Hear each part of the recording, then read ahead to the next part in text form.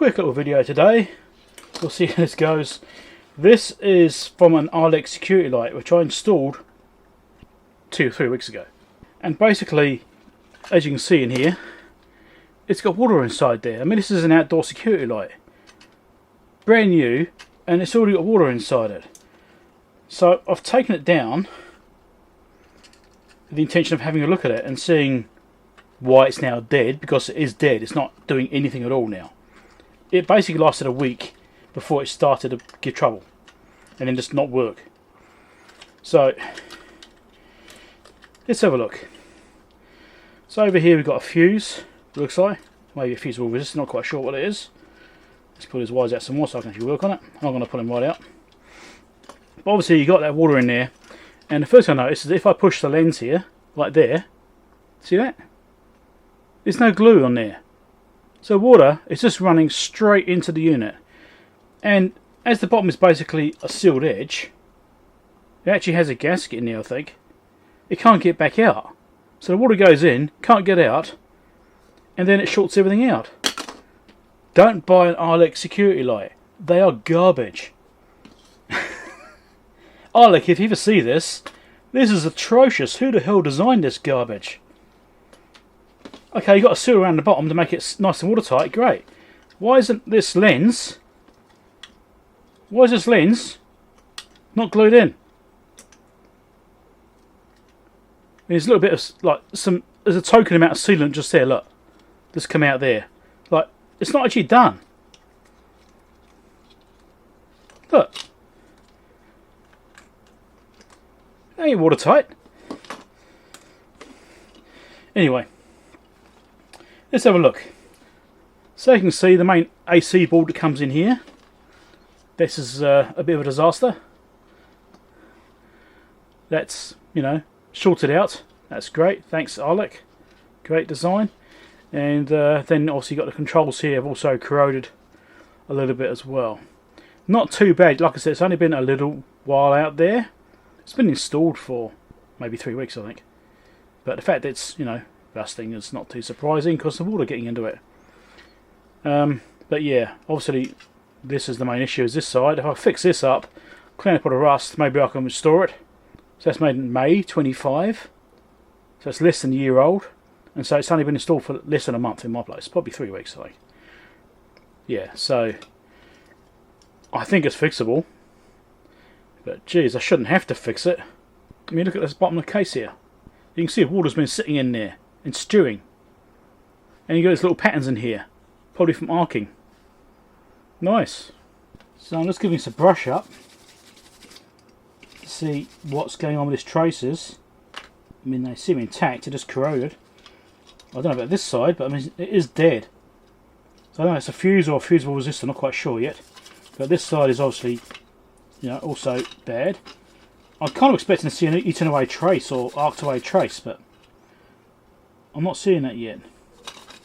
I'm quite surprised. But it's definitely dead. I don't know, maybe it's gone between those two. I'm guessing that fuse is probably blown. Shouldn't do, because it's based on, you know, the current draw from the light and everything as well, doesn't it? Because it's switching the lights as well. Are those going through the fuse or not? No.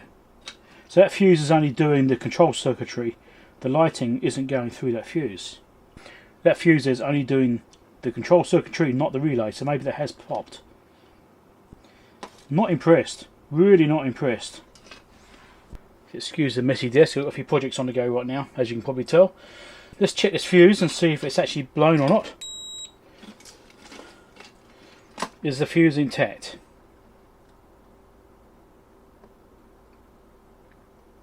We've got 102 ohms.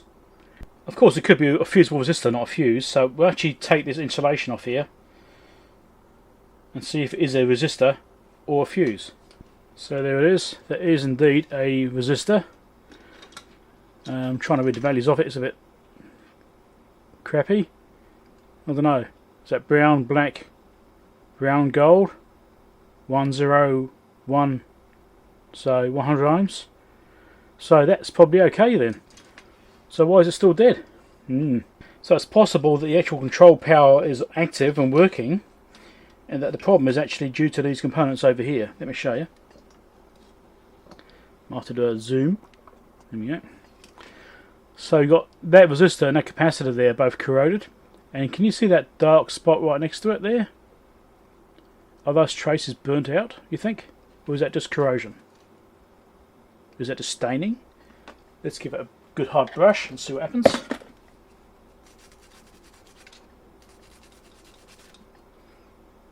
Still there. Let's put some IPO in it. See if that helps.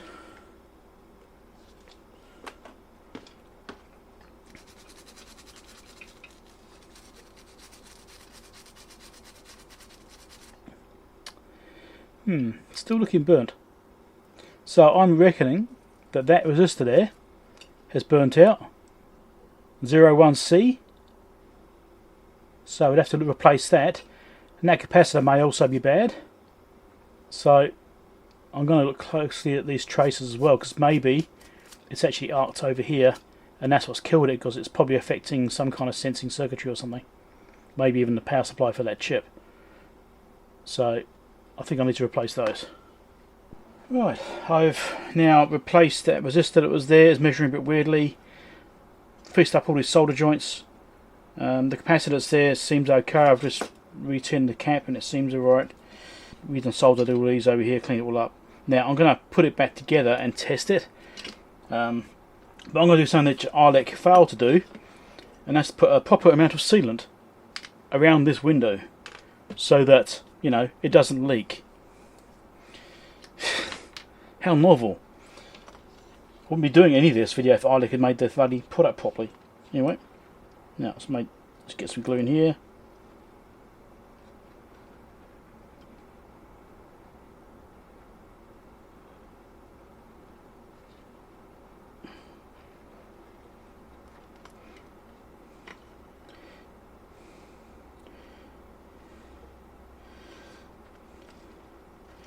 And I'll do that edge once I've got this thing installed, so then I'll smear it across the whole lens.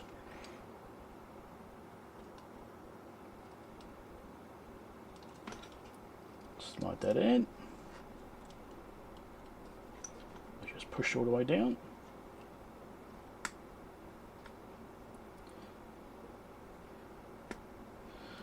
There you go. Right. Now, let's do this edge. I'm going to try and push it inwards with my fingernail. Get down behind it.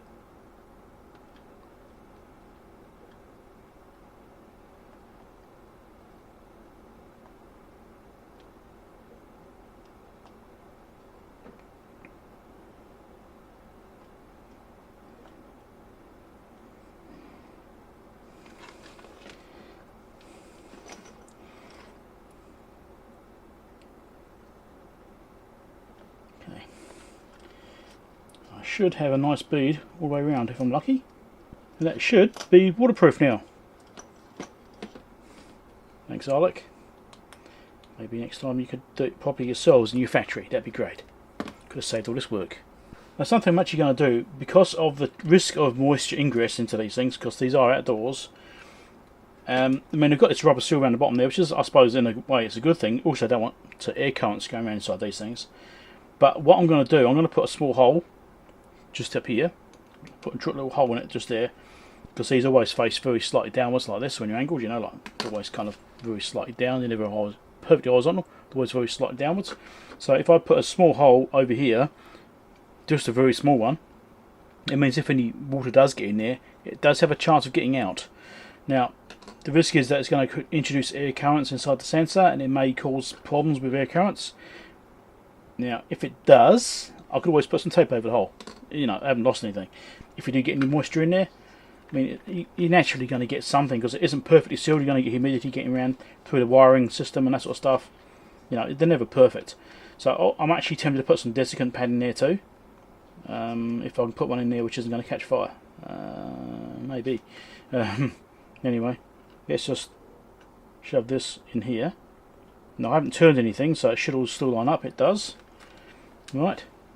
Let's whack the screws in. There's just one for safety, just in case it falls apart while I'm handling it. And then I'll wire it up. Well, I'll put it temporarily wired up onto my hoppy meter if I can use that. I might be able to use that. And then we'll see if it actually works. I hope it does. I mean, look, that's the sealant that was in it, the tiny little strip. Right, that was it. There's like nothing there. Wonder it leaked. Right, let's try this out. I've got it all rigged up. This is slightly dangerous. If you're doing this sort of stuff, be very, very careful what you're doing. This is live. Where possible, use things like clip leads so you're not touching anything. Okay? Power is on. I'll just hear the relay click. It is outputting. And that's turned off. Okay, so there is some activity. That's good. Whether or not it triggers on movement is the next question. Now my lighting might be causing problems here with sensitivity. See nothing happening. That's a concern. You would expect that to be triggering now. I mean, it did activate when it turned on, so there is some life in there. The controller is obviously working, the relay is working. But you can see we've got a 0.6 power factor there, 22 milliamps current draw. So there is something going on. It isn't completely dead, but there's no signs of actual activity. I've already adjusted the brightness to be fully up, so it's like full daytime. Sensitivity's up, but I might give it a turn just in case it's affected. I've already set the time right down, but so I've turned all the knobs now. Still no life. Now it could just be my lighting here is way too bright for it and it's causing it to play up, but I mean I've got the daylight setting, so shouldn't matter. Okay. We'll turn the power off.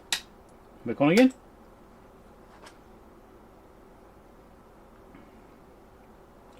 I think that should stay on.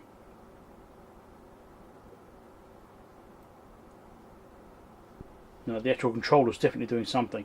So it might be something to do with the actual sensing. I'll turn this off. Give it a few seconds to reset itself. I'll turn it back on again. And then we'll try it again. See, that was long enough. I don't know if it was or not. Yep, it was. It's turned off. So I'm going to play with this a little bit and see if it comes on or not. So I've taken it apart, double checked all these trimmers that they're getting through to the chip. All the trimmers are fine, there's no breaks or anything like that. The tracks are okay.